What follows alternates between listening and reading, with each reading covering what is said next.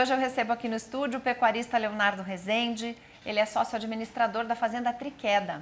O Leonardo também é doutor em produção sustentável e coordenador do projeto Pecuária Neutra e Regenerativa. Leonardo, seja muito bem-vindo ao Ação Sustentável. Obrigada pela presença. Eu que agradeço, Samantha. Leonardo, me fala um pouquinho. Você é aquele acadêmico de pé no barro, né? Desde 2004 eu estou na fazenda, já se vão 16 anos e a gente Certo. começou a fazer a pecuária e enxergar uma forma diferente de fazer e acabou culminando de eu fazer mestrado e doutorado estudando a experiência da fazenda. Então, Nossa, muito bacana. Você trouxe da parte prática à parte acadêmica. Exato. Geralmente o movimento é contrário, né? O Contrário. pessoal vem da acadêmica tentando aplicar na prática. Exato. E essa pegada sustentável, como é que você despertou para isso? Foi a situação global? Foi a situação da pecuária? Como é que veio isso? Por incrível que pareça, a gente precisava ganhar mais dinheiro por hectare ano.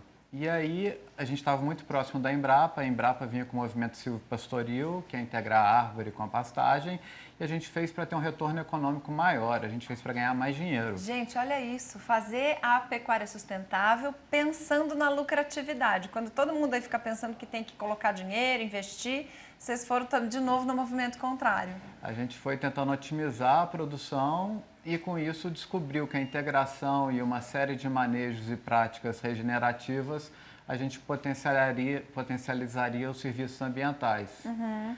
Você acha que a pecuária é muito vilã em tudo isso ou que a gente tem aí outras fontes mais vilãs de poluição? Eu acho que a sociedade tem que se rever e revisitar a sua consciência como um todo. A gente está no planeta há muito tempo e a gente teve um impacto ambiental, de certa modo, conservador, e nos últimos 100 anos a gente vem intensificando essa pegada ambiental. E aí eu estou falando de logística, transporte, industrialização, como todos os produtos são produzidos, dejetos, o consumo consciente. E, com certeza, a produção de alimentos também está entre esses mecanismos que devem ser revistos. Então, ela tem um passivo, mas ela tem um passivo compatível com toda a sociedade, que, de repente, a gente achou que o planeta ia aguentar toda a demanda que o ser humano necessitasse. Então, era como se o planeta fosse farto e ele ia ter capacidade de se regenerar e produzir para a sociedade de forma constante, sem um grande impacto.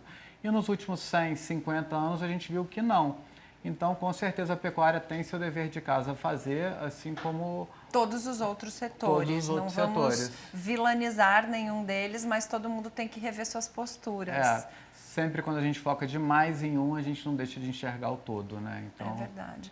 O ano passado, eu me lembro que eu dei aqui, no Dia do Meio Ambiente, eu dei aqui a notícia de que em agosto nós esgotamos os recursos que a Terra poderia repor em um ano. Uhum. Ou seja, a Terra não durou um ano para nos fornecer os recursos naturais que ela consegue repor. A gente já estava no cheque especial nos últimos 4 meses e aí a gente precisa rever isso para conseguir fazer com que essa terra, de novo, possa servir ao homem. Como é que a gente faz isso com o aumento populacional? Então, exatamente. O primeiro slide que a gente trouxe e vai mostrar na TV mostra a pegada ecológica per capita e mostra esse cheque especial que você muito bem explicou. Está aparecendo aí para a gente. Em 1980, cada ser humano, pegando o consumo médio dele pelo planeta, ele precisava de um planeta para se sustentar. Ou seja, o planeta era capaz de sustentar a população de 1980. À medida que a gente foi intensificando as compras e aumentando o consumo, aumentando o PIB, toda vez que a gente aumenta o PIB mundial, no sistema atual que a gente produz, a gente aumenta a pegada ecológica. Certo. No formato que a indústria está na atualidade. E a gente chegou hoje a uma média de 1,5 planeta. Que a gente vê ali aquela bolinha e meia, um Isso. planeta e meio hoje, 2008, 2008, a gente chegou a 1,5 planeta. E considerando que a Europa e os Estados Unidos consomem 3 e que a África consome menos que 1, parte da Ásia, então a média ponderada é 1,5. Uhum. Se a gente continuar no mesmo ritmo de crescimento, a gente vai chegar a 3 planetas em 2050 e o nosso trabalho, que vai de encontro à sua pergunta, é inventar novas tecnologias, desenvolver novas formas de produzir que são economicamente viáveis, socialmente justas e ambientalmente regenerativas, recuperando os ecossistemas para baular essa curva e fazer a gente de novo chegar a um planeta por habitante. Só por habitante. E eu não gastar o planeta do meu filho, do meu neto e não deixar nenhum passivo para eles dessa forma. Entendi. Você entende que isso é um movimento que está na consciência dos setores produtivos? Porque a gente está falando aqui de tudo, né? Nós estamos falando de construção civil, de produção de energia, enfim, uma mudança não só de comportamento, mas uma mudança de paradigma, de modelo. Você acha que é possível? Samantha, existe uma esquizofrenia hoje entre a consciência e a prática. Sim. A consciência, ela existe, está no discurso, está na apresentação de todo mundo que fala, mas interiorizar e externalizar isso no seu sistema produtivo, de qualquer indústria que seja, é um caminho mais árduo e é um caminho que a gente tem que pegar o parque industrial que a gente tem hoje instalado com todo o investimento e falar, esse parque industrial ele não serve para o nosso modelo de 2050 a 2100. Ele é um parque industrial resiliente, ele ainda está ali na inércia continuando, mas ele precisa ter um novo investimento e a gente reformatar toda a nossa forma de produção e a pecuária está envolvida nisso também. Nós estamos num período hoje de mudanças climáticas, se discute muito as emissões e a pegada ecológica de cada setor, mas hoje a Terra, o planeta vive uma calmaria perto de ciclos que nós já tivemos, de resfriamento e de aquecimento da Terra. Uhum. Parece que nós temos mais um slide que mostra uma antecipação do fim desse período calmo, que a gente chama de antropoceno, por conta das nossas ações? Exatamente. A gente teve uma grande aceleração da emissão de CO2, de metano, acidificação dos oceanos, extinção das espécies, desmatamento de florestas tropicais nesses últimos 100 anos. Isso está pressionando a Terra por 4, 5 lados. E o que acontece é que o Holoceno ele começou há 10 mil anos. Antes do Holoceno, o clima era tão hostil, a gente subia, a gente já teve temperaturas altíssimas, a gente já teve temperaturas baixíssimas, a gente já teve o CO2 muito maior do que a gente teve hoje, do que a gente tem hoje, mas isso nos 4,6 bilhões de anos que a Terra tem.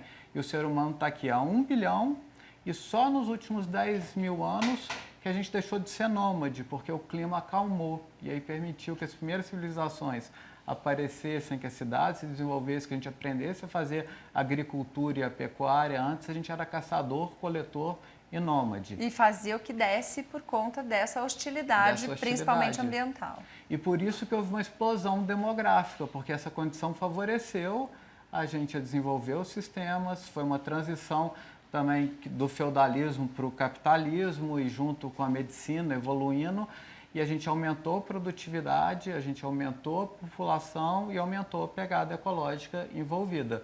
E tudo isso está pressionando para que esse tempo termine antes. A gente deveria ter mais 50 mil anos de Holoceno e tempo calmo. Só que, pelo fator da influência do homem, a gente já tem esse regime de chuva causando as catástrofes que estão acontecendo, a gente tem grandes secas, a gente tem tornados mais intensos. Esses eventos extremos que a gente tem visto. Esses extremos climáticos que não eram para ter na frequência que eles acontecem. Leonardo, a gente estava falando a respeito dessa aceleração que o ser humano provocou em eventos climáticos e essa pegada realmente ecológica que o ser humano está tendo, mas que parece que há uma mudança talvez até de paradigmas, principalmente dessa nova geração, né, que está chegando com uma consciência diferente, que está evitando o uso de material reciclável. Essa mudança de comportamento, você enxerga isso no movimento mundial?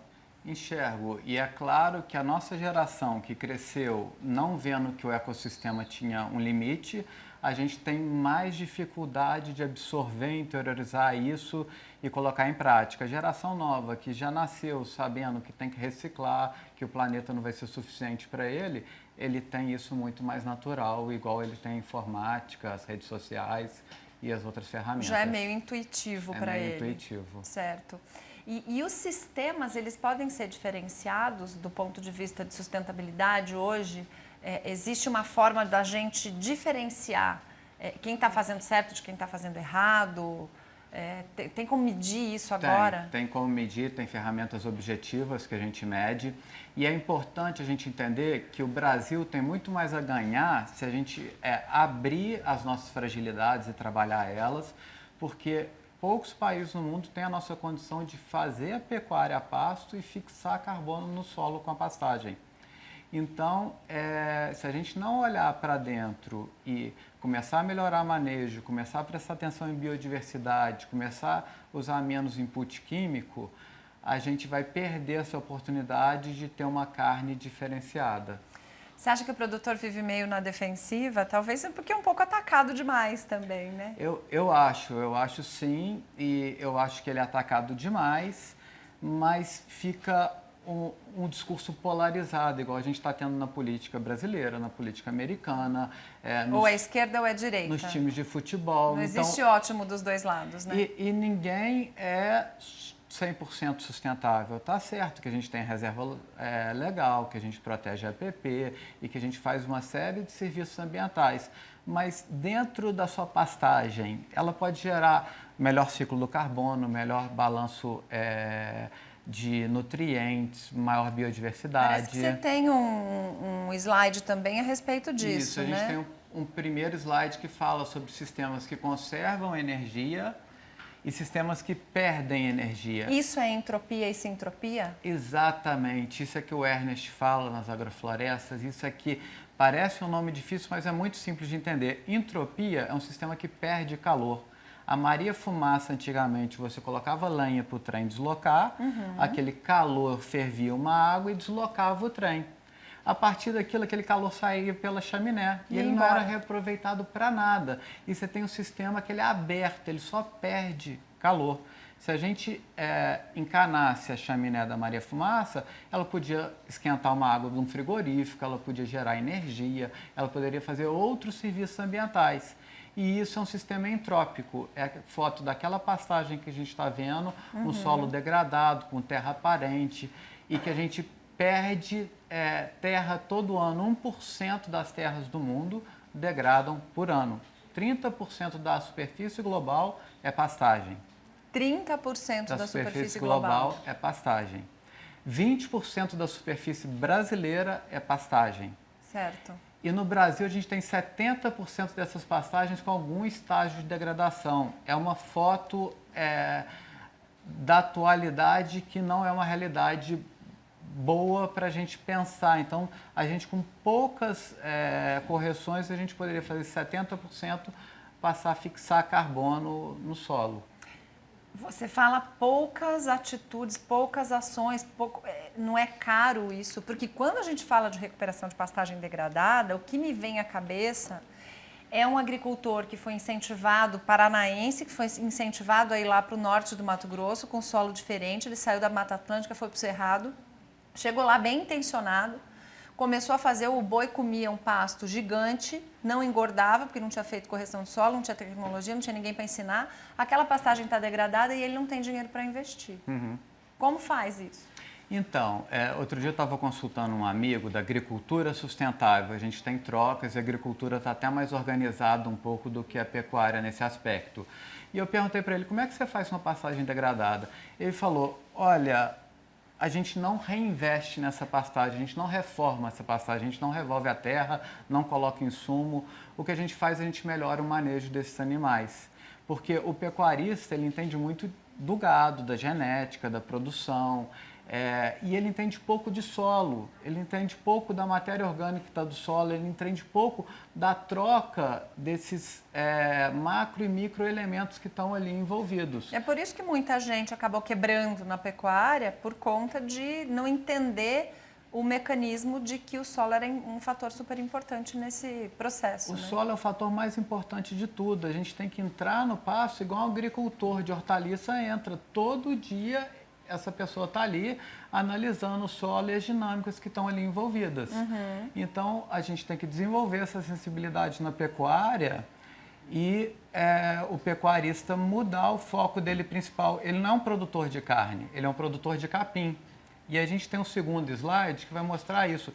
E sendo um produtor de capim, você tem que entender da dinâmica que é importante para o teu solo estar produtivo ou não. Que está mostrando ali a degradação dessa pastagem, no sentido, inclusive, com emissão de CO2 depois de degradado. Exato, porque toda a biomassa, todo o capim que você tem abaixo do solo, acima do solo, você tem abaixo com o sistema radicular. Toda vez que você perde vegetação acima do solo, essa passagem degrada, e ela fica debilitada, ela não fica com essa capacidade produtiva ótima, a gente está perdendo raiz no solo. Então, a gente está liberando carbono que estava estocado de forma segura para a atmosfera. Então, além de você dizer que existe a perda e a emissão de gases pelo próprio animal, você tem uma perda de CO2 pelo solo e você acaba tendo mais emissões por conta da degradação. Só que exatamente, só que o caminho inverso é uma grata realidade, porque hoje o pecuarista é o tiro mais curto para fixar carbono no mundo, com pouco investimento. Porque a gente vai manejar melhor esses animais, a gente vai observar mais essas dinâmicas da natureza e a gente vai trabalhar a grande diferença que a gente vai trabalhar a favor da natureza, a favor do ciclo d'água, do ciclo do carbono, da dinâmica de nutrientes, da biodiversidade. Uma pecuária degradada na nossa pesquisa tinha praticamente cupim e formiga, dois indivíduos de biodiversidade altamente resistentes. Que é o que a gente vê, inclusive, né, no pasto. Um monte de... Eu digo, plantação de cupim. Mas a gente pesquisou outros dois tipos de pecuária produtiva, sustentável, e chegamos a 9 indivíduos. A gente chegou a uma segunda classe de minhoca, de ácaro, de besouros, chegando a ter borboletas, chegando a ter outros animais. Então, quanto mais indivíduos a gente tem, mais equilíbrio ecológico a gente está ali envolvido. E a gente quer botar a natureza para trabalhar a nosso favor. Faz todo sentido para mim.